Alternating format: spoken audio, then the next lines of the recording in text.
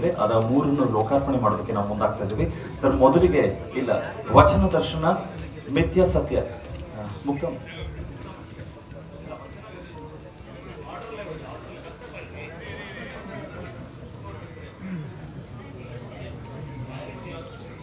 ದಯಮಾಡಿ ಶರಣರಾದಂಥ doctor MB Patil sir ದಯಮಾಡಿ ವಚನ ದರ್ಶನ ಮಿಥ್ಯ ಸತ್ಯ ಈ ಪುಸ್ತಕವನ್ನು ಲೋಕಾರ್ಪಣೆ ಮಾಡಿಕೊಡ್ಬೇಕು ಅಂತ ನಾನು ಕೇಳ್ಕೊಳ್ತಾ ಇದ್ದೀನಿ. ಎಲ್ಲರೂ ಕೂಡ ಅಭಿನಂದಿಸೋಣ. ಒಂದು ಹೊಸ ಪಾಠದ ಕಡೆಗೆ ಈಗಾಗಲೇ ಜಾಮದಾರ್ ಸರ್ ಮಾತನಾಡುವಾಗೆ ಹಲವು ವಿಚಾರಗಳಿಗೆ ನಾಂದಿ ಹಾಡುವಂಥ ಕೆಲಸ ವೇದಿಕೆಯಲ್ಲಿ ವಿಶೇಷವಾಗಿ ಡಾಕ್ಟರ್ TR ಚಂದ್ರಶೇಖರ್ ಸರ್ ಹಾಗೆ ಶರಣರಾದಂಥ ಮುಕ್ತ ಕಾಟಲಿಯವರ ಸಂಪಾದಕತ್ವದಲ್ಲಿ ಈ ಒಂದು ಪುಸ್ತಕ ಹೊರಬರ್ತಾ ಇರೋದು. ವಚನ ದರ್ಶನ ಮಿಥ್ಯ ಸತ್ಯ ಬಿಡುಗಡೆ ಮಾಡಿಕೊಟ್ಟಿದ್ದಾರೆ ಶರಣರಾದಂಥ ಡಾಕ್ಟರ್ MB ಪಾಟೀಲ್ ಅವರು, ಮಾನ್ಯ ಸಚಿವರು, ಜೊತೆಗೆ ಕಾರ್ಯಾಧ್ಯಕ್ಷರು, ಜಾಗತಿಕ ಲಿಂಗಾಯತ ಮಹಾಸಭಾದ.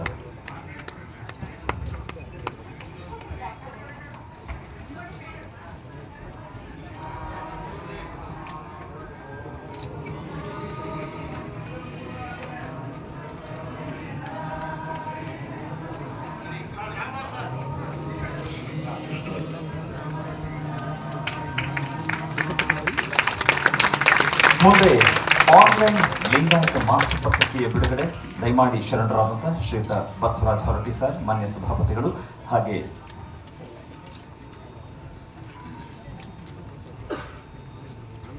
ಇದು ಎರಡನೇದು ಆನ್ಲೈನ್ ಲಿಂಗಾಯತ ಮಾಸಪತ್ರಿಕೆಯ ಬಿಡುಗಡೆ. ಇದೀಗ ಶರಣರಾದಂಥ ಶ್ರೀಯುತ ಬಸವರಾಜ್ ಹೊರಟ್ಟಿ ಸರ್, ಮಾನ್ಯ ಸಭಾಪತಿಗಳು, ಹಾಗೆ ಜಾಗತಿಕ ಲಿಂಗಾಯತ ಮಹಾಸಭಾದ ಅಧ್ಯಕ್ಷರು.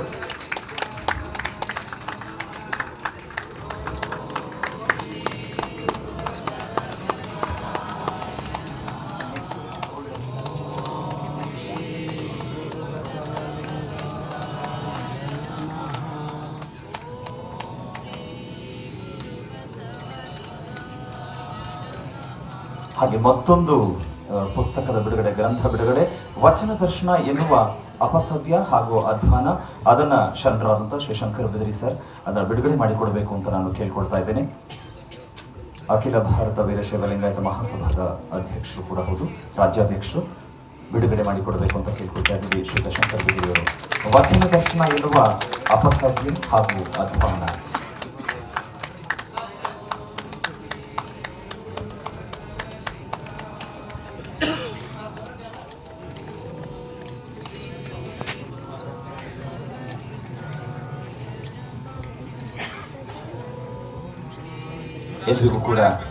ಎಲ್ಲರೂ ಕೂಡ ಅಭಿನಂದಿಸೋಣ. ಈ ಮೂರನ್ನು ಲೋಕಾರ್ಪಣೆ ಮಾಡಿಕೊಟ್ಟದಕ್ಕೆ ನಾನು ಶರಣರಾದಂಥ ಶ್ರೀ ಬಸವರಾಜ್ ಹೊರಟ್ಟಿ ಸರ್, ಮಾನ್ಯ ಸಭಾಪತಿಗಳು, ಸಮಾರಂಭವನ್ನು ಉದ್ದೇಶಿಸಿ ಮಾತನಾಡಬೇಕು ಅಂತ ಬರ್ಮಾಡ್ಕೊಳ್ತಾ ಇದ್ದೀನಿ. ಎಲ್ಲರಿಗೂ ಕೂಡ ಗೌರವ ಸತ್ಕಾರವನ್ನು ಮಾಡೋದಕ್ಕೆ ಮುಂದಾಗ್ತಾ ಇದೆ ವೇದಿಕೆ. ದಯಮಾಡಿ ಆ ಗೌರವ ಸತ್ಕಾರಕ್ಕೆ ಮಾತಾಡ್ತೀವಿ ಸರ್. ಹಾಂ, ಹೊರಟ್ಬಿಡಿ ಸರ್. ಓಕೆ, ಮುಗಿಸ್ಕೊಂಡು ಓಕೆ, ಬುಕ್ ರಿಲೀಸ್ ಮಾಡಬೇಕು. ಓಕೆ, ಆಯ್ತು sir. Yes sir, yes sir.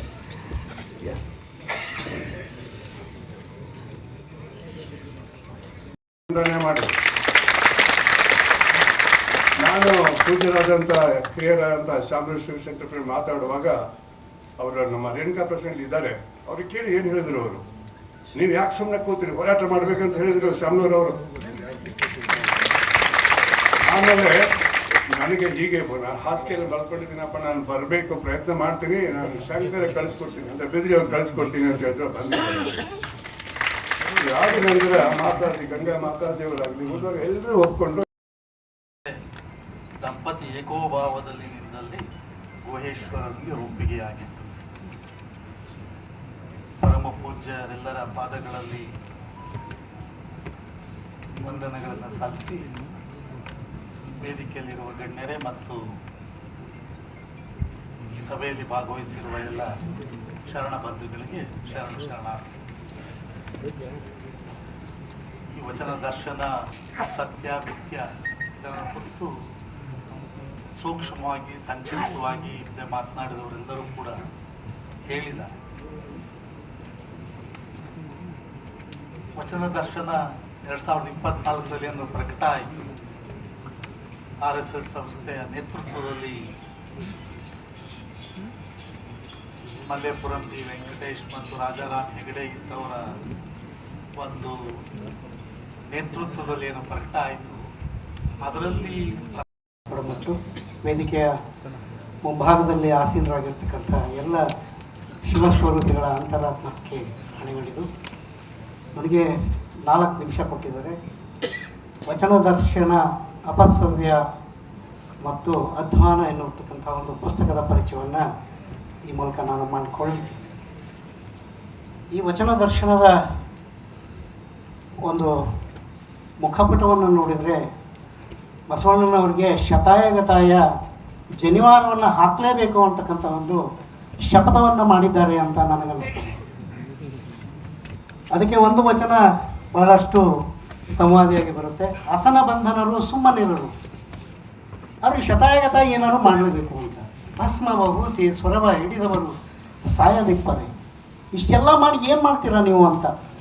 ಸತ್ಯವನ್ನೇ ಮರೆದು ಅಸತ್ಯವನ್ನೇ ಹಿಡಿದು ಸತ್ತು ಹೋದರು ಭುವೇಶ್ವರ.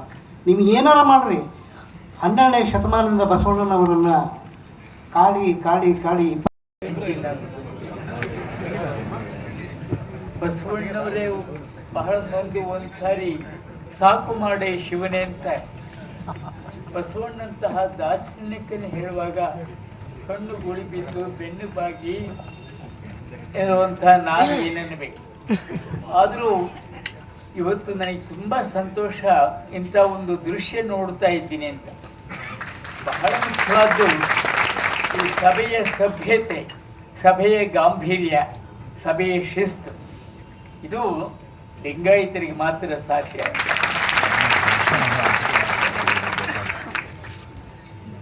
ಸಾಹಿತ್ಯ ರಚನೆಗೆ ಹಿಂದೆಲ್ಲ ಧರ್ಮ, ದೇವರು, ಸ್ತ್ರೀ, ಪ್ರಕೃತಿ ಇವೆಲ್ಲ ವಸ್ತುಗಳಾಗಿದ್ದಂಥ ಕಾಲ ಇತ್ತು. ಅದೊಂದು ಸಂಪ್ರದಾಯ ಇತ್ತು.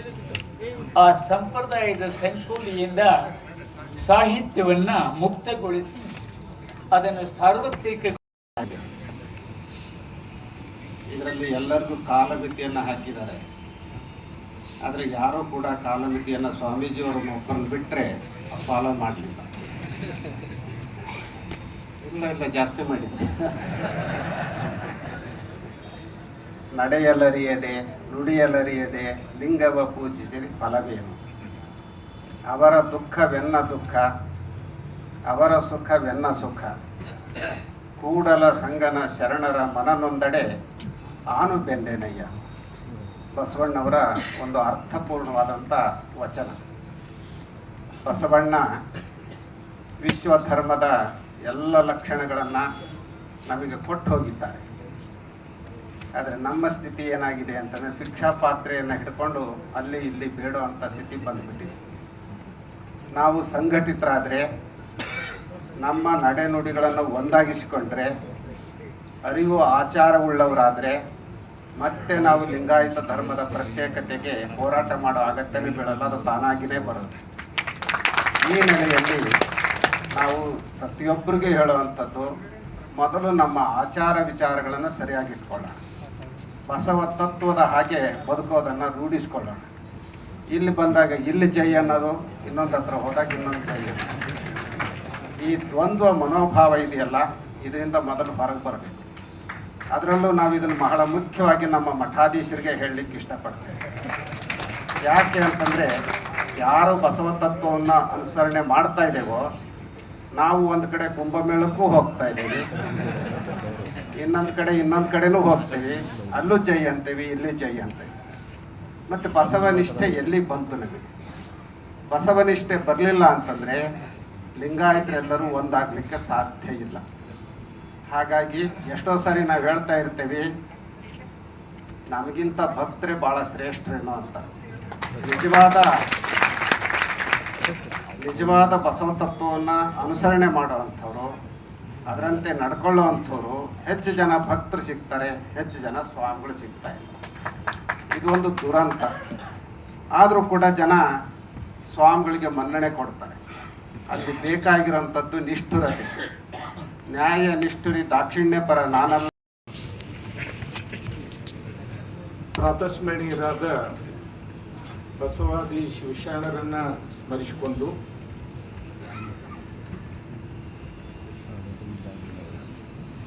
ವಚನ ದರ್ಶನ ಮಿಥ್ಯ ವಿರುದ್ಧ ಸತ್ಯ ಕೃತಿಯ ಲೋಕಾರ್ಪಣೆಯ ಈ ಸಮಾರಂಭದಲ್ಲಿ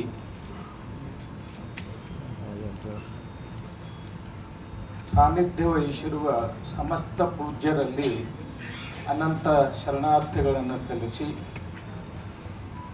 ವೇದಿಕೆಯಲ್ಲಿ ಆಸೀನರಾಗಿರುವಂಥ ಎಲ್ಲ ಗೌರವಾನ್ವಿತ ಗಣ್ಯಮಾನ್ಯರೇ, ಈ ಕಾರ್ಯಕ್ರಮದಲ್ಲಿ ಅತ್ಯಂತ ಆಸಕ್ತಿಯಿಂದ ಪಾಲ್ಗೊಂಡಿರುವಂಥ ಸಮಸ್ತ ಶರಣ ಬಂಧುಗಳೇ, ತಮಗೆಲ್ಲ ಶರಣು ಶರಣಾರ್ಥಿ.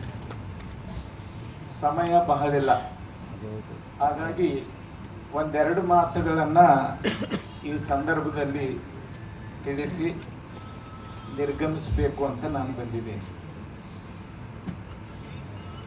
ವಚನ ದರ್ಶನ ಅನ್ನುವಂಥ ಒಂದು ಕೃತಿಯನ್ನು ಪ್ರಕಟ ಮಾಡಿ ಬಸವಾದಿ ಶಿವಶರಣರ ತತ್ವ ಆದರ್ಶಗಳಿಗೆ ಅಪಚಾರ ಎಸುವಂಥ ಒಂದು ಕಾರ್ಯವನ್ನು ಕೆಲವು ಸನಾತನಿಗಳು ಮಾಡಿರುವುದು ತಮಗೆಲ್ಲ ತಿಳಿದಿರುವಂತಹ ಸಂಗತಿ. ಬಹಳ ಆಶ್ಚರ್ಯದ ವಿಷಯ ಏನು ಅಂದರೆ, ಈ ವಚನ ದರ್ಶನ ಕೃತಿ ಹುಟ್ಟಿದ್ದೇ ಗದಗ ನಗರದಲ್ಲಿ. ಗದಗಿನಲ್ಲಿ ಒಂದು ಗ್ರಾಮೀಣಾಭಿವೃದ್ಧಿ ವಿಶ್ವವಿದ್ಯಾಲಯ ಇದೆ. ಅದರ ಮುಖ್ಯಸ್ಥರೊಬ್ಬರು ಒಂದು ಸನಾತನ ಪರಂಪರೆಯನ್ನ ಪ್ರತಿಪಾದಿಸುವಂಥ ವ್ಯಕ್ತಿಗಳು. ಅವರು ಇಂಥ ಒಂದು ಆಲೋಚನೆಯನ್ನು ಮಾಡಿರುವಂಥದ್ದು. ಬಹಳ ದಿನಗಳ ಹಿಂದೆ ಕೆಲವು ಪ್ರಾಧ್ಯಾಪಕರನ್ನ ನಮ್ಮ ಹತ್ರ ಕಳಿಸಿದರು. ಸ್ವಾಮೀಜಿ, ವಚನ ದರ್ಶನ ಒಂದು ವಿಚಾರ ಸಂಕಿರಣ ಮಾಡ್ತಾ ಇದ್ದೇವೆ, ನೀವು ಅದರ ಸಾನ್ನಿಧ್ಯವನ್ನು ವಹಿಸ್ಕೊಳ್ಬೇಕು ಅಂತ ಹೇಳಿ. ವಚನ ದರ್ಶನ ಅಂದ್ಕೂಲೆ ನಮಗೇನೋ ಒಂದು ವ್ಯಾಮೋಹ ಆಯಿತು ಅಂತ ನಾವು ಒಪ್ಕೊಂಡು ಬಿಟ್ಟಿವಿ. ಆಮೇಲೆ ಅನೇಕ ಪ್ರಗತಿಪರ ಚಿಂತಕರು ಕೂಡ ಒಪ್ಕೊಂಡಿದ್ರು. ಆ ಕಾರ್ಯಕ್ರಮದ ಆಮಂತ್ರಣ ಪತ್ರಿಕೆಯನ್ನ ಅವರು ಪ್ರಕಟ ಮಾಡಿದ ಮೇಲೆ ಗುಸು ಪ್ರಾರಂಭ ಆಗಿದೆ. ಇದು ಸಂಪ್ರದಾಯವಾದಿಗಳು, ಸನಾತನಿಗಳು ಮಾಡಿರುವಂಥ ಕುತಂತ್ರ ಅನ್ನೋದು ಗೊತ್ತಾಗಿ ಅನೇಕ ಜನ ನಮ್ಮ ಪ್ರಗತಿಪರ ಚಿಂತಕರು ಅದನ್ನು ವಿರೋಧ ಮಾಡಲಿಕ್ಕೆ ಪ್ರಾರಂಭ ಮಾಡಿದರು. ಆಮೇಲೆ ನಮ್ಮ ಹತ್ರ ಬಂದರು, ನಿಮ್ಮ ಸಾನ್ನಿಧ್ಯ ಇದೆ ಇದಕ್ಕಂತ. ಅದು ವಚನ ದರ್ಶನ ವಿಚಾರ ಸಂಕಿರಣ ಅಂತ ಹೇಳಿದ್ದಕ್ಕೆ ನಾವು ಒಪ್ಕೊಂಡಿದ್ದೀವಿ. ಈಗ ಅದು ಇಂಥ ಉದ್ದೇಶ ಇದೆ ಅಂದ್ರೆ ಬಿಟ್ರಾತ್ ಬಿಡ್ರಿ, ಏನು ದೊಡ್ಡ ವಿಷಯ ಅಂತ ಹೇಳಿದೆ ನಾನು. ಆ ನಂತರ ಒಬ್ಬರು ಪ್ರಾಧ್ಯಾಪಕರಿಗೆ ಒಂದು ತೊಂದರೆ ಬಂತು, ಅವ್ರಿಗೂ ಹೇಳಿಬಿಟ್ಟೆ ನೀವು ಬಿಟ್ಬಿಡ್ರಿ ಅಂತ. ಆಮೇಲೆ ವಿಚಾರ ಸಂಕಿರಣ ನಡೀತು. ಆ ವಿಚಾರ ಸಂಕಿರಣದಲ್ಲಿ ಭಾಗವಹಿಸಿರುವಂಥ ಸ್ವಾಮಿಗಳು ಅದರ ನೇತೃತ್ವವನ್ನು ವಹಿಸಿ ಈ ಒಂದು ಗ್ರಂಥವನ್ನು ಅವರು ಪ್ರಕಟ ಮಾಡಿದರು. ಬಹಳ ಆಶ್ಚರ್ಯದ ವಿಷಯ ಏನು ಅಂದರೆ, ಯಾವ ಒಂದು ವಚನ ದರ್ಶನ ಕೃತಿ ಗದಗ ನಗರದಲ್ಲೇ ಹುಟ್ಟಿತ್ತು, ಅದಕ್ಕೆ ವಿರುದ್ಧವಾಗಿ ಈ ವಚನ ದರ್ಶನ ಮಿಥ್ಯ ವಿರುದ್ಧ ಸತ್ಯ ಕೃತಿಗೆ ಬೀಜಾರೋಪಣ ಆದದ್ದು ಕೂಡ ಗದಗದಲ್ಲಿ. ಬಹಳ ಗಮನಿಸಬೇಕಾಗಿರುವಂಥದ್ದು. ನಮ್ಮ ಜಾಗತಿಕ ಲಿಂಗಾಯತ ಮಹಾಸಭೆಯ ಸರ್ವಸಾಧಾರಣ ಸಭೆಯಲ್ಲಿ ನಮ್ಮ ಡಾಕ್ಟರ್ SM ಜಾಮದಾರ್ ಅವ್ರನ್ನ ಮೊದಲು ಮಾಡಿಕೊಂಡು ನಾಡಿನ ಎಲ್ಲ ಗಣ್ಯ ವ್ಯಕ್ತಿಗಳು ಆಗಮಿಸಿದರು. ಒಂದು ದಿನ ಅವರೆಲ್ಲ ಮುಂಚಿತವಾಗಿ ಬಂದಿರುವಂಥ ಹಿನ್ನೆಲೆಯಲ್ಲಿ ಈ ವಚನ ದರ್ಶನ ಕೃತಿ ಬಗ್ಗೆ ಬಹಳಷ್ಟು ಚಿಂತನ ಮಂಥನ ನಡೀತು. ನಮ್ಮ ಡಾಕ್ಟರ್ TR ಚಂದ್ರಶೇಖರ್ ಅವರು ಕೂಡ ಇದ್ದರು. ಬಹಳ ಚಿಂತನ ಮಂಥನ ನಡೀತು. ಅದಕ್ಕೆ ಏನಾದರೂ ಒಂದು ಗತಿ ಕಾಣಿಸಬೇಕು ಅನ್ನುವಂಥ ಒಂದು ದೃಷ್ಟಿಯಿಂದ ಇಂಥದ್ದೊಂದು ಕೃತಿಯನ್ನ ರಚನೆ ಮಾಡಬೇಕು ಅನ್ನುವಂಥ ಒಂದು ತೀರ್ಮಾನ ಅದು ಗದಗದಲ್ಲಿ ಆಯಿತು. ಬಹಳಷ್ಟು ಜನ ಈ ವಚನ ದರ್ಶನ ಗ್ರಂಥ ಪ್ರಕಟ ಆದ ಮೇಲೆ ಅದನ್ನು ವಿರೋಧಿಸಬೇಕು, ಅದನ್ನು ಪ್ರತಿಭಟಿಸಬೇಕು, ಅದನ್ನು ಮುಟ್ಟು. ಲಿಂಗವೆಂದು ಬಲ್ಲಾತನೇ ಗುರು, ಶಿವ ಜಂಗಮವೆಂದು ಬಲ್ಲಾತನೇ ಗುರು, ಶಿವ ಪ್ರಸಾದವೆಂದು ಬಲ್ಲಾತನೇ ಗುರು. ಇಂತಿ ಪಂಚವಿಧವೇ ಪಂಚಬ್ರಹ್ಮವೆಂದರುಹಿದ ಮಹಾಮಹಿಮ ಸಂಗನ ಬಸವಣ್ಣ ಎನಗೆಯೂ ಗುರು ನಿಮಗೆಯೂ ಗುರು ಜಗವೆಲ್ಲಕ್ಕೂ ಗುರು ಕಾಣ ಗುಹೇಶ್ವರ. ಈ ದಿನ ಸಮಯ ಜಾಸ್ತಿ ಆಗಿರೋದ್ರಿಂದ ಹೆಚ್ಚು ಮಾತನಾಡೋದಿಲ್ಲ. ಪರಮ ಪೂಜ್ಯ ಸಾಣೆಹಳ್ಳಿ ಮಠದ ಪರಮ ಪೂಜ್ಯ ಗುರುಗಳು ಏನು ಹೇಳಿದ್ರು ಅದನ್ನು ಸಂಪೂರ್ಣವಾಗಿ ಶಿರಸಾವಹಿಸಿ ಅನುಮೋದಿಸ್ತೇನೆ. ನಮ್ಮ ಹಿರಿಯರಾದಂಥ ಗೌರವ ಚನ್ನಬಸಪ್ಪನವರ ಮಾತು ಅದು ನಮ್ಮೆಲ್ಲರ ಹೃದಯದ ಮಿಳಿತವಾಗಬೇಕು ಅಂತ ಹೇಳಿ ನಾನು ತಮ್ಮೆಲ್ಲರಲ್ಲಿ ವಿನಂತಿ ಮಾಡಿಕೊಳ್ತೇನೆ. ಒಂದು ಮಾತನ್ನ ಇಲ್ಲಿ ನಾವು ಪುಸ್ತಕ ಬಿಡುಗಡೆ ಮಾಡಿದ್ದೇವೆ. ಶರಣ ದರ್ಶನ ಸತ್ಯ ಮತ್ತು ಮಿಥ್ಯ ಅಂತನ್ನುವಂಥ ವಿಚಾರ ಇಲ್ಲಿ ಚಿಂತನೆಗೆ ಒಳಗಾಗಿದೆ. ವಚನ ದರ್ಶನ ಯಾವತ್ತು ಪ್ರದರ್ಶನ ಅಲ್ಲ, ಅದು ನಮ್ಮ ಅಂತರಂಗದ ಬೆಳಕು. ಶರಣರ ಸಾಧನೆ ಏನು ಅಂತ ಹೇಳಿದ್ರೆ, ವಚನಗಳು ಅಂತ ಹೇಳಿದ್ರೆ ನಿಂದಲ್ಲಿ ನಿರಾಳ ಎಡೆಯಾಟದಲ್ಲಿ ನಿರ್ಗಮನ ಅಂತ ಅನ್ನುವಂಥ ನೆಲೆಯಲ್ಲಿರುವಂಥದ್ದು. ಒಳಗೆ ಹೊರಗೆ ಯಾವತ್ತೂ ಭೇದವಿಲ್ಲದೆ ಇರ್ತಕ್ಕಂಥದ್ದು ವಚನ. ನನ್ನ ನಡೆಯೊಂದು ಪರಿ ಎನ್ನ ನುಡಿಯೊಂದು ಪರಿ ಅಂತ ಅನ್ನುವಂಥ ವಿಚಾರ ಅಲ್ಲ, ಎಲ್ಲವೂ ಬೆಳಕಾಗಿರ್ತಕ್ಕಂಥದ್ದು ವಚನ ದರ್ಶನ. ಇದನ್ನ ದಾರಿ ತಪ್ಪಿಸಿ ದಿಶಾಭೂಲು ಮಾಡಿ ನಮ್ಮನ್ನ ದಾರಿ ತಪ್ಪಿಸುವಂತಹ ಅನೇಕ ಪ್ರಯತ್ನಗಳು ಇವತ್ತಲ್ಲ, ಕಲ್ಯಾಣದ ಕ್ರಾಂತಿಯಿಂದ ಇಲ್ಲಿಯವರೆಗೆ ಸದ್ದುಗದ್ದಲವಿಲ್ಲದೆ ಈ ಅನಾಹುತಗಳು ನಡೀತಾ ಬಂದಿದೆ. ವಚನಗಳಲ್ಲಿಯೂ ಸಹ ಬೇಕಾದಷ್ಟು ಸಣ್ಣ ಪುಟ್ಟ ಪದಗಳನ್ನ ಶಬ್ದಗಳನ್ನ ಜೋಡಿಸುವ ಮುಖಾಂತರವಾಗಿ ಅರ್ಥ ವ್ಯತ್ಯಾಸವನ್ನ ಮಾಡಿರೋದನ್ನು ನಾವು ನೋಡ್ತೇವೆ. ಮೊನ್ನೆ ಎಲ್ಲೋ ಒಂದು ಕಡೆ ಈ ಗದ್ದಲ ಗೊಂದಲಗಳಲ್ಲಿ ಬಂದಂತ ಒಂದು ಮಾತು, ಕಳ್ಳನ ಮನೆಗೊಬ್ಬ ಬಲುಗಳ್ಳ ಬಂದರೆ ಕೂಡಲ ಸಂಗಮ ದೇವನಲ್ಲದೆ ಬೇರೆ ಮತ್ತುಂಟೆ, ತೆಗೆದುಕೊಡ ಎಲೆ ಡ್ಯಾಶ್ ಡ್ಯಾಶ್ ಡ್ಯಾಶ್ ಎಮ್ಮಯ್ಯನ ಕೈನೊಂದಿತ್ತು. ಅಪ್ಪ ಬಸವಣ್ಣ ಹೇಳಿದ್ದು ತೆಗೆದುಕೊಡ ಎಲೆ ಬೆಂಡೋಲೆ ಕಿತ್ತಿ ಎಮ್ಮಯ್ಯನ ಕೈನೊಂದೀತು ಅಂತ. ಪಂಡಿತರು ಅದನ್ನ ವ್ಯತ್ಯಾಸ ಮಾಡಿದ್ದೇನು ಅಂದ್ರೆ ತೆಗೆದುಕೊಡ ಎಲೆ ಚಂಡಾಲಗಿತ್ತಿ ಎಮ್ಮಯ್ಯನ ಕೈನೊಂದೀತು. ಬೆಂಡೋಲೆ ಕಿತ್ತಿ ಆತ ಬಿಚ್ಚೋವರೆಗೂ ಕಾಯ್ಬೇಡ ನೀನೇ ಕಿತ್ಕೊಡು ಅಂತ ಹೇಳಿದ್ದದು.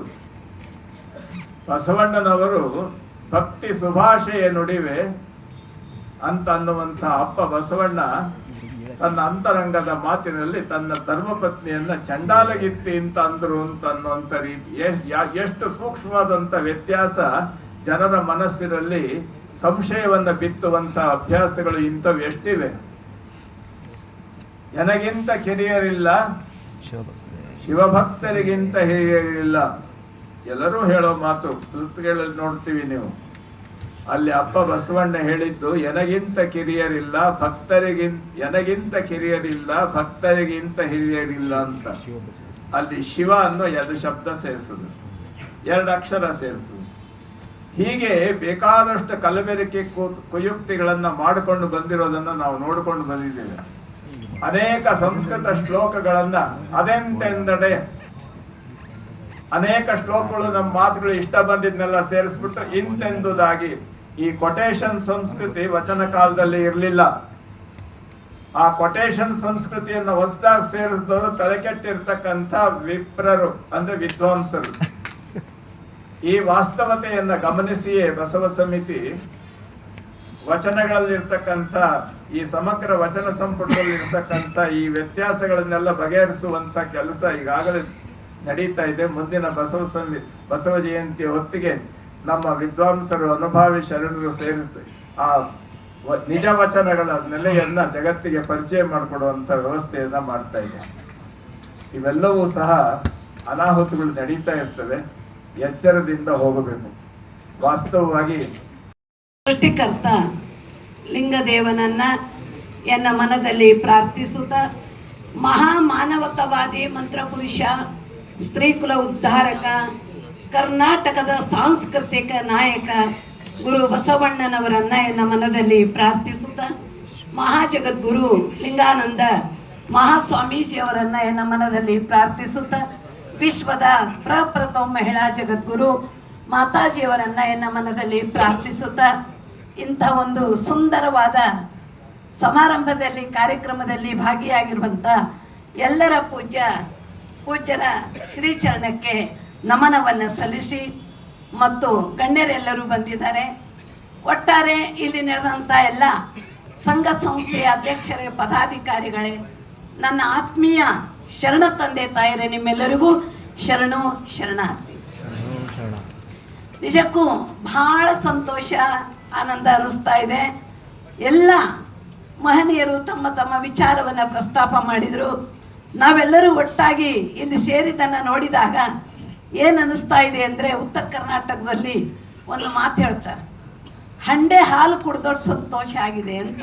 ಹಾಗೆ ಹಂಡೆ ಹಾಲು ಕುಡ್ದಷ್ಟು ಸಂತೋಷ ಆಗಿದೆ ಅಂದಾಗ ಆ ಸಂತೋಷಕ್ಕೆ ನಾವು ಬೆಲೆ ಕಟ್ಟಲಿಕ್ಕೆ ಆಗೋದಿಲ್ಲ. ಆದರೆ ನಾವೆಲ್ಲರೂ ಒಟ್ಟಾಗಿ ನಾವು ಕಾರ್ಯವನ್ನು ಮಾಡಬೇಕಾದ ಕಾರ್ಯ ಈಗ ಬಂದುಬಿಟ್ಟಿದೆ. ನನಗೆ ಒಂದು ಮಾತು ನೆನಪಾಯಿತು. 12ನೇ ಶತಮಾನದಲ್ಲಿ 1196ನೇ ಇಸ್ವಿಗೆ ಕಲ್ಯಾಣ ಕ್ರಾಂತಿ ಆಯಿತು. ಕಲ್ಯಾಣ ಕ್ರಾಂತಿ ಆಗುವ ಸಂದರ್ಭದಲ್ಲಿ ಕೊಂಡಿ ಮಂಚಣ್ಣನ ಒಂದು ನೇತೃತ್ವವನ್ನು ವಹಿಸಿಕೊಂಡು ಅವರು ಸಂಪ್ರದಾಯವಾದಿಗಳು ಏನು ಮಾಡಿದರು ಅಂದರೆ, ಶರಣರು ಬದುಕೊಳ್ಳಿ, ಏನು 10 ವರ್ಷ 20 ವರ್ಷ 30-40 ವರ್ಷ ಬದುಕಲಿ, ಆದರೆ ಅವರು ಏನು ಕ್ರಾಂತಿಕಾರಿ ಸಾಹಿತ್ಯವನ್ನು ರಚನೆ ಮಾಡಿದಾರಲ್ಲ, ಆ ಕ್ರಾಂತಿಕಾರಿಯಾದಂಥ ಸಾಹಿತ್ಯವನ್ನು ನೀವು ಸುಟ್ಟು ಬಿಡ್ರಿ ಅಂತ ಆಜ್ಞೆ ಮಾಡಿದ.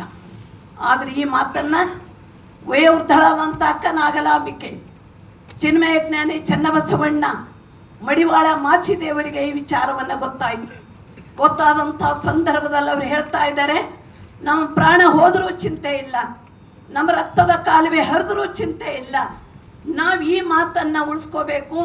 ಈ ವಚನ ಸಾಹಿತ್ಯವನ್ನು ನಾವು ಉಳಿಸ್ತೀವಂದರೆ ಮುಂದೆ ಒಂದಾನೊಂದು ಕಾಲ ಬರ್ತದೆ, ಆವಾಗ ಈ ವಚನ ಸಾಹಿತ್ಯ ಇಡೀ ಜಗತ್ತಿನಲ್ಲಿ ವ್ಯಾಪಕವಾಗಿ ಪ್ರಚಾರ ಆಗತ್ತೆ ಅನ್ನೋ ಮಾತನ್ನು ಅವರು ಹೇಳಿ ತಮ್ಮ ಪ್ರಾಣವನ್ನು ಪಣಕೊಟ್ಟು ತಮ್ಮ ರಕ್ತದ ಕಾಲುವೆಯನ್ನು ಹರಿಸಿ ಈ ವಚನ ಸಾಹಿತ್ಯವನ್ನು ಉಳಿಸಿದ.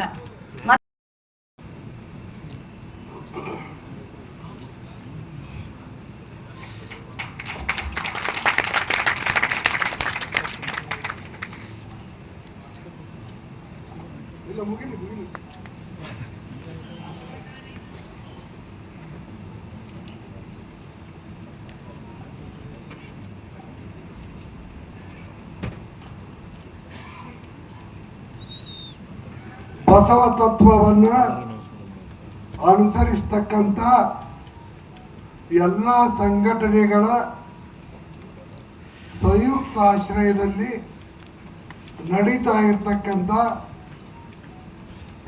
ಈ ಒಂದು ವಚನ ದರ್ಶನ ಮಿಥ್ಯಾ ವಿರುದ್ಧ ಸತ್ಯ ಅಂತಕ್ಕಂಥ ಪುಸ್ತಕದ ಬಿಡುಗಡೆಯ ಸಮಾರಂಭದ ದಿವ್ಯ ಸಾನ್ನಿಧ್ಯವನ್ನು ವಹಿಸಿಕೊಂಡಿರ್ತಕ್ಕಂಥ ಎಲ್ಲ ಪರಮ ಪೂಜ್ಯ ಸ್ವಾಮೀಜಿಯವರ ಪಾದಾರವಿಂದಗಳಿಗೆ ಭಕ್ತಿಪೂರ್ವಕವಾದಂಥ ಪ್ರಣಾಮಗಳನ್ನು ಸಲ್ಲಿಸಿ, ಇದೇ ಸಂದರ್ಭದಲ್ಲಿ ಆಗಮಿಸಿರ್ತಕ್ಕಂಥ ಆದರಣೀಯ ಬೌದ್ಧ ಭಿಕ್ಷುಗಳಿಗೆ ನನ್ನ ಭಕ್ತಿಪೂರ್ವಕ ಪ್ರಣಾಮಗಳನ್ನು ಸಲ್ಲಿಸಿ, ಸಮಾರಂಭದಲ್ಲಿ ಅತಿಥಿಗಳಾಗಿ ಆಗಮಿಸಿರ್ತಕ್ಕಂಥ ಸಮಾಜದ ಎಲ್ಲ ಅಗ್ರಜರಿಗೆ ಗೌರವಪೂರ್ವಕವಾದಂಥ ನಮಸ್ಕಾರಗಳನ್ನು ಸಲ್ಲಿಸಿ, ಇವತ್ತು ಈ ಸಭೆಯಲ್ಲಿ ಉಪಸ್ಥಿತರಿರ್ತಕ್ಕಂಥ ಭಾರತಾಂಬೆಯ ರಕ್ತವನ್ನು ನನ್ನೊಂದಿಗೆ ಹಂಚಿಕೊಂಡಿರ್ತಕ್ಕಂಥ ಎಲ್ಲ ನನ್ನ ಸಹೋದರ ಸಹೋದರಿಯರೇ, ಇವತ್ತು ಬಸವಾದಿ ಶರಣರ ತತ್ವ ಪರಂಪರೆ ಮತ್ತು ವಚನಗಳಿಗೆ ಅಪಚಾರವನ್ನು ಎಸಗಿದಂಥ ಒಂದು ಪುಸ್ತಕದ ಬಗ್ಗೆ ಸಮಾಜಕ್ಕೆ, ದೇಶಕ್ಕೆ, ಮನುಕುಲಕ್ಕೆ ಸ್ಪಷ್ಟೀಕರಣವನ್ನು ನೀಡಿ ಸತ್ಯವನ್ನ ಬೆಳಕಿಗೆ ತರ್ತಕ್ಕಂಥ ಪ್ರಯತ್ನವಾಗಿ ದಯವಿಟ್ಟು ಪೂಜ್ಯ ಶ್ರೀಗಳು ಹೇಳಿದಾಗೆ ಈ ಕಾರ್ಯಕ್ರಮ ಈ ವಚನ ದರ್ಶನ ನಿತ್ಯ ಮತ್ತು ಸತ್ಯ ಬಿಟ್ಟು ಬೇರೆ ಯಾವುದು ವಿಚಾರಗಳನ್ನ ಅಥವಾ ಘೋಷಣೆ ಮಾಡುವುದನ್ನು ಮಾಡಬೇಡಿ. ಅದು ಭಾಳ ಮಹತ್ವದ ಒಂದು ಕಾರ್ಯಕ್ರಮ. ಅದಕ್ಕೆ ದಯವಿಟ್ಟು ಘನತೆ ಗೌರವದಿಂದ ಈ ಕಾರ್ಯಕ್ರಮವನ್ನು ಮಾಡೋಣ ಅಂತ ತಮ್ಮಲ್ಲಿ ವಿನಂತಿ ಮಾಡ್ಕೊತೇನೆ.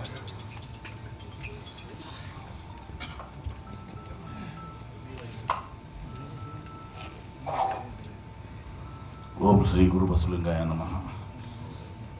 ಜಾಗತಿಕ ಲಿಂಗಾಯತ ಮಹಾಸಭಾ,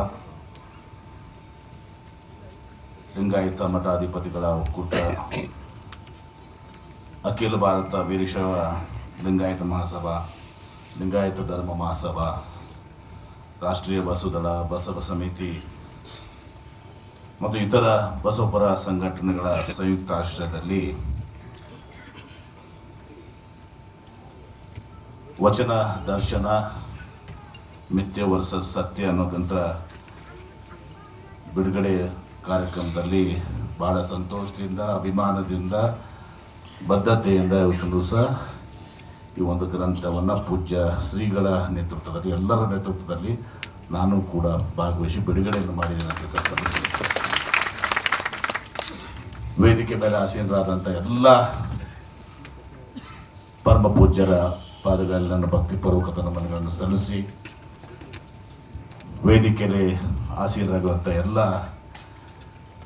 ಹಿರಿಯರಿಗೆ ಸೇರಿದಂಥ ಎಲ್ಲ ಆತ್ಮೀಯ ಸಹೋದರ ಸಹೋದರರೇ, ಹಿರಿಯರೇ, ಮಾಧ್ಯಮದ ಸ್ನೇಹಿತರೆ, ಎಲ್ಲರಿಗೂ ಶರಣಾರ್ಥಿಗಳು.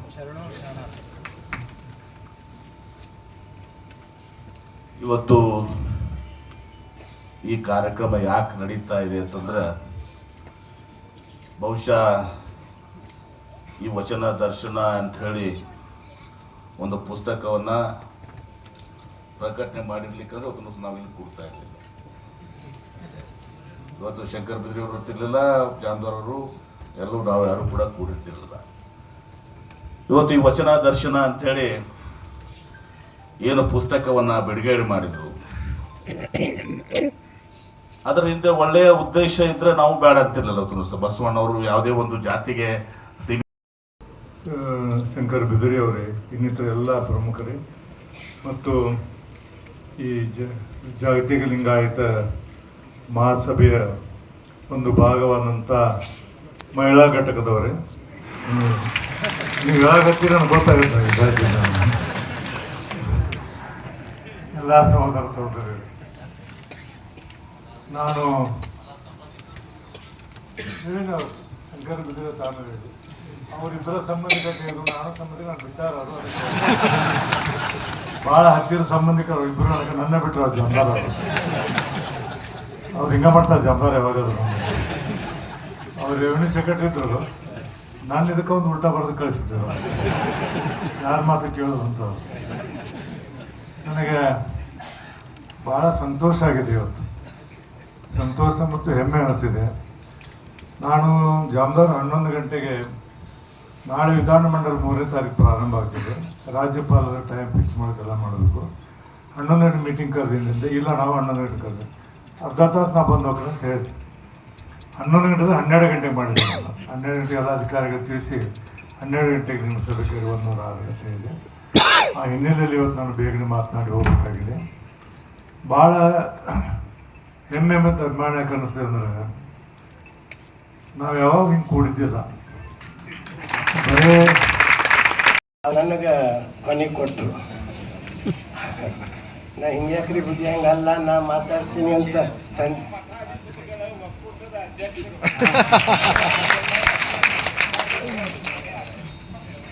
ಅಧ್ಯಕ್ಷರು ದೊಡ್ಡವರಲ್ಲ, ಅಧ್ಯಕ್ಷರು ಮಾಡಿದವರು ದೊಡ್ಡವರು, ಅದಕ್ಕೆ 5 ಜನ ಪುಗಳು ದೊಡ್ಡವರು.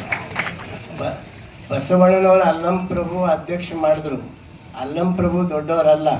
ಬಸವಣ್ಣನವರು ಅಲ್ಲಂ ಪ್ರಭು ಅಧ್ಯಕ್ಷ ಮಾಡಿದ್ರಲ್ಲ, ಬಸವಣ್ಣವ್ರು ಭಾಳ ದೊಡ್ಡವರು. ಹಾಗೆ ಅಪ್ಪುಗಳು ದೊಡ್ಡವರು, ಮುಂದೆ ಯಾವುದೇ ಕಾರ್ಯಕ್ರಮಕ್ಕೆ ಕೊನೆ ಅವರೇ ಆಶೀರ್ವಚನೆ ಇರಬೇಕಂತ ನಾನು ಕೇಳಿಕೊಂಡು, ಬಂಧುಗಳೇ, ಇವತ್ತ ಬಹಳ ಅಪರೂಪದ ಸಮಾರಂಭ. ಬಹುತೇಕ ಈ ಬಿದಿರಿಯವ್ರ ಮಾತುಗಳನ್ನು, ಗೋರುಚಿಯವ್ರ ಮಾತುಗಳನ್ನು, ನಮ್ಮ MB ಪಾಟೀಲ್ರ ಮಾತುಗಳನ್ನು, ಇವೆಲ್ಲರ ಮಾತುಗಳನ್ನು ಕೇಳಿದ್ರೆ ಬಸವ ಯುಗ ದೂರ ಅಲ್ಲ, ನಮ್ಮ ಹತ್ತಿರನೇ ಅದ ಅಂತ ಅನಿಸ್ತು. ಆ ಸಿದ್ದಯ್ಯ ಪುರಾಣಿಕರು ಒಂದು ಕಡೆ ಬರೀತಾರೆ, ಬಸವನ ಬೆಳಕೆ ಎಲ್ಲಾಡಿ ಬಂದೆ, ಕನ್ನಡ ನೆಲದಲ್ಲಿ ಸುಳಿದಾಡಿ ಬಂದೆ. ಬಸವನ ಬೆಳಕೆ ಎಲ್ಲಾಡಿ ಬಂದೆ, ಭಾರತವೆಲ್ಲ ಸುತ್ತಾಡಿ ಬಂದೆ. ಬಸವನ ಬೆಳಕೆ ಎಲ್ಲಿಗೆ ಮುಂದೆ, ಬಸವನ ಬೆಳಕೆ ಎಲ್ಲಿಗೆ ಮುಂದೆ, ವಿಶ್ವವೆಲ್ಲವೂ ನನ್ನದೇ ಎಂದೆ, ವಿಶ್ವವೆಲ್ಲವೂ ನನ್ನದೇ ಎಂದೆ. ಅಂಥ ಕಾಲ ಭಾಳ ಸಮೀಪದ ಅಂತ ಅನ್ನಿಸ್ತದೆ. ಇವತ್ತು ಭಾಳ ಖುಷಿ ಸಂತೋಷ ಆಗ್ಯದ. ನಮ್ಮ ಬಿದ್ರಿಯವ್ರ ಮಾರ್ಕ್ಸ್ ಭಾಷಣ ಹೆಂಗಿತ್ತು ಅಂದ್ರೆ ಔಟ್ ಆಫ್ 100ಕ್ಕೆ 100 ಇತ್ತು. ಯಾಕಂದ್ರೆ ಬಹುತೇಕ ಅವ್ರ ಕಾರ್ಯ ಅವರು ಅಧಿಕಾರದಲ್ಲಿದ್ದಾಗ ಇಳಕಲ್ ಮಠದ ಒಂದು ಪಟ್ಟಾಧಿಕಾರ ಸಮಸ್ಯೆ ಬಂದಿತ್ತು. ಆ ಸಮಸ್ಯೆ ಬಂದಾಗ ಅದನ್ನು ಎದುರು ನಿಂತು ಪೊಲೀಸ್ ಬಂದೋಬಸ್ತ್ ಮಾಡಿ ಶಾಂತಿಯುತವಾಗಿ ಪಟ್ಟಾಧಿಕಾರ ನಡೆಯುವಂಗೆ ಮಾಡಿರುವಂಥ ಶ್ರೇಯಸ್ಸು ನಮ್ಮ ಬಿದಿರಿಯವರಿಗೆ ಸೈತಿ. ಅಷ್ಟೇ ಅಲ್ಲ, ಅವ್ರ ಅಪ್ಪಟ್ಟು ಬಸವ ಭಕ್ತರು ಅದಾರ. ಇಲ್ಕಲ್ ಮಹಾಂತಪ್ಪಗಳ ಜೊತೆ ಅವ್ರ ಮನ್ಯಾಗ ನಾನು ಪೂಜೆ ಮಾಡ್ಕೊಂಡೀನಿ, ಅವ್ರ ಮನೆಗೆ ಹೋಗೀನಿ. ಭಾಳ ಬಸವನಿಷ್ಠೆ ಅದ. ಆದರೆ ಇವತ್ತು ನಮಗೆ ಖಾತ್ರಿ ಅದ. ಏನು ಖಾತ್ರಿ ಅದ?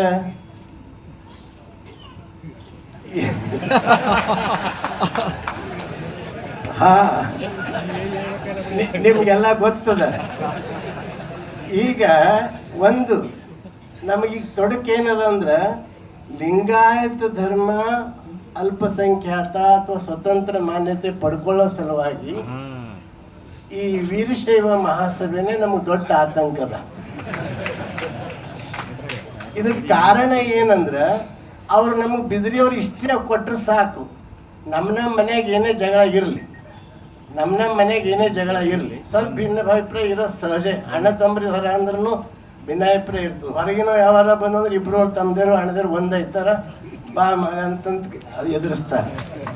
ಹಂಗೆ ಈಗ ನಾವು ಮಾನ್ಯತಾ ಸಲುವಾಗಿ ನಾವು ನೀವು ಕೂಡಿ ಲಿಂಗಾಯತ ಅಂತ ಒಂದು ಮನವಿ ಬೇಡಿಕೆ ನೀವು ಸಾಥ್ ಕೊಟ್ಟರೆ 10 ವರ್ಷದಾಗ ಆಗೋ ಕೆಲಸ, 10 ವರ್ಷದಾಗ ಆಗೋ ಕೆಲಸ 10 ತಿಂಗಳಲ್ಲಿ ಆಯ್ತದ ಅಂತ ನನಗೆ ವಿಶ್ವಾಸ, ನಮಗೆ ಭರವಸೆ ಅದು.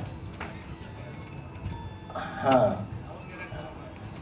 ಭಾಳ ಸಂತೋಷ ಸುದ್ದಿ ಹೇಳಿದ್ರು ಪಾಟೀಲ್ರು. ದಾವಣಗೆರೆಗೆ ಇದು ಠರಾವನೂ ಆಗ್ಯದ ಅಂತ ಕೇಳಿ ಭಾಳ ಖುಷಿ ಆಯಿತು. ನನಗೆ ಗೊತ್ತಿದ್ದಿಲ್ಲ. ಇಲ್ಲ, ಲಿಂಗಾಯತ್ ಹಿಂದೂಗಳು ಅಲ್ಲ ಅಂತ ಸ್ಪಷ್ಟವಾಗಿ ಹಿಂದೆ ಮಲ್ಲಾರದ್ದಿನ ಕಾಲಕ್ಕೆ ಹಿಡ್ಕೊಂಡು ಹೇಳ್ಕೊತ ಹೊಂಟಾರ. ಹಾಂ, ಆದ್ರೆ ಸರ್ ಒಂದು ಇಲ್ಲಿ ಸಮಸ್ಯೆ ಏನಂದ್ರೆ, ವೀರಶೈವ ಅಂತ ನಾವು ಮಾನ್ಯತೆಗೆ ಅರ್ಜಿ ಹಾಕಿದ್ರೆ 1000 ವರ್ಷ ಹೋರಾಟ ಮಾಡಿದ್ರೂ ಸಿಗಲ್ಲ. ಅದಕ್ಕೆ ಅವ್ರದ್ದು ನಾವು ಎಲ್ಲ ಒಂದಾಗಿ ನಮ್ಮ ಅಭಿಪ್ರಾಯ ಇರಲಿ, ನಮ್ಮ ಭಿನ್ನತೆ ಇರಲಿ, ನಮ್ಮ ಏನೋ ಅಲ್ಪ ಸ್ವಲ್ಪ ಆಚರಣೆಗಳಲ್ಲೂ ಭಿನ್ನ ಇರಲಿ. ಆದರೆ ನಾವು ಎಲ್ಲರೂ ಅವರು ನಾವು ಒಕ್ಕಟ್ಟಾಗಿ ಹೋರಾಟ ಮಾಡಿದ್ರೆ ಇದು ಭಿನ್ನ. ಈಗೆಲ್ಲ ಮೊನ್ನೆ ಯಾಕೆ ತ್ರಾಸಾಯಿತು? ಅವ್ರು ವಿರೋಧ ಮಾಡಿದ ಸಲುವಾಗಿ ಹೊಡೆದ್ರು ಅಂತ ತ್ರಾಸಾಯ್ತು. ಈ ಇಬ್ಬರು ಒಂದಾಗಿ ನಾವು ಅಪ್ಲಿಕೇಶನ್ ಮಾಡಿ ಇಬ್ಬರು ಸಹಿ ಮಾಡಿದ್ರೆ ಅದು ಇದು ಮಾಡೋ ಪ್ರಶ್ನೆನೇ ಇಲ್ಲ. ಈಗ ಇಲ್ಲಿ ಒಡೆದ್ರನ್ನ ಅಪಪ್ರಚಾರ ಮಾಡೋರು ಇರ್ತಾರ ಯಾರು? ನಾವಿಬ್ಬರು ಒಂದಾದ್ಮೇಲೆ ಒಡೆದ್ರಂತ ಅಂತಾರ ಯಾರು? ಅದಕ್ಕೆ ಆ ದೃಷ್ಟಿಯಿಂದ ಇದನ್ನು ಗಂಭೀರವಾಗಿ ಆಲೋಚನೆ ಮಾಡಿ, ಯಾಕಂದರೆ ಅದು ವೀರಶೈವ ಲಿಂಗಾಯತಂತ 2 ಶಬ್ದ ಹಾಕಿ ನಾವು ಮಾನ್ಯತೆ ಕೇಳಿದ್ರೆ ಎಂದೆಂದೂ ಸಿಗಲ್ಲ, ಅದು ಸಾಧ್ಯನೇ ಇಲ್ಲ. ಅದಕ್ಕೆ ಕಾನೂನಿನ ತೊಡಕುಗಳದಾವ. ಆ ದೃಷ್ಟಿಯಿಂದ ನಾವು ಅವರು ಒಂದು ವೇದಿಕೆ ಮೇಲೆ ಬಂದೀವಿ, ಇದು ಶುಭ ಸೂಚನೆ ಅದ. ಮುಂದೆ ಹಿಂಗೆ ಎಲ್ಲ ವೇದಿಕೆ ಮೇಲೆ ಬರರಿ, ಕೂಡರಿ, ಚಿಂತನೆ ಮಾಡರಿ. ಆದರೆ ಅದನ್ನು ನಾವು ಇಬ್ಬರು ಒಂದಾಗಿ ಇವತ್ತು ಎಷ್ಟು ಜನಸಂಖ್ಯೆ ಕಡಿಮೆ ಆಗ್ಯದ ಅಂತ ತಾವೇ ಹೇಳಿದ್ರಿ. ಇವತ್ತು ನಮ್ಮ ಜಿಲ್ಲೆದೇ ಉದಾಹರಣೆ ತಗೋತೀನಿ. ನಮ್ಮ ಜಿಲ್ಲೆಯಲ್ಲಿ ಇಷ್ಟು ದಿವಸ ಎಲ್ಲರೂ ಲಿಂಗಾಯತಂತೆ ಬರೆಸ್ತಿರು, ಎಲ್ಲರೂ ಲಿಂಗಾಯತಂತೆ ಬರೆಸ್ತಿರು. ಈಗ ಆ ಲಿಂಗಾಯತ ಹಡಪದ, ಲಿಂಗಾಯತ ಕುಂಬಾರ, ಲಿಂಗಾಯತ ಹೂಗಾರ ಇವರೆಲ್ಲರೂ ಆಚರಣೆಗಳೆಲ್ಲ ಲಿಂಗಾಯತಿ ಅವ, ಆಚರಣೆಗಳೆಲ್ಲ ಲಿಂಗಾಯತಿ ಅದಾವ. ಆದರೆ ಅವರು ಹಿಂದೂ ಹೂಗಾರ, ಯಾಕಂದ್ರೆ ಸವಲತ್ತು ಲಿಂಗಾಯತ ಹೂಗಾರ ಅಂದ್ರೆ ಸರ್ಕಾರ ಕೊಡಲ್ಲ, ಹಿಂದೂ ಹೂಗಾರ ಅಂದ್ರೆ ಕೊಡ್ತಾರೆ. ಲಿಂಗಾಯತ್ ಕಂಬಾರ ಅಂದ್ರೆ ಸರ್ಕಾರ ಸವಲತ್ತು ಕೊಡಲ್ಲ, ಹಿಂದೂ ಕುಂಬಾರ ಅಂದ್ರೆ ಕೊಡ್ತಾರೆ.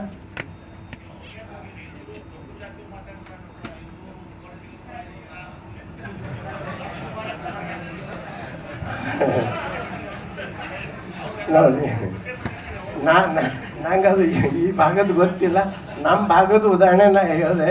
ಅದಕ್ಕೆ ಹಿಂಗೆಲ್ಲ ಸಮಸ್ಯೆ ಅದ. ಆ ದೃಷ್ಟಿಯಿಂದ ಈಗೇನು ಎಂ ಬಿ ಪಾಟೀಲ್ರೇನು ಒಂದು ಮಾತು ಹೇಳಿದ್ರಲ್ಲ, ನಮ್ಮ ಸಂಖ್ಯಾ ಜನಗಣತಿಯಲ್ಲಿ 100 ಸಲ ಸಂಖ್ಯೆಯನ್ನು ಜನಗಣತಿ ಮಾಡಿದ್ರು ನಾವು ಮತ 60 ಲಕ್ಷ ಒಳಗೆ. ಬಿದ್ರಿಯವರು 3 ಕೋಟಿ ಅಂತ ಹೇಳ್ತಾರೆ, ಸಂಖ್ಯೆಯಲ್ಲಿ 60 ಲಕ್ಷ ಬರ್ತದೆ. ಬಿದ್ರಿಯವರು ನಾವು ಒಂದಾದ್ರೆ 3 ಕೋಟಿ ಆಗೇ ಆಗ್ತದೆ.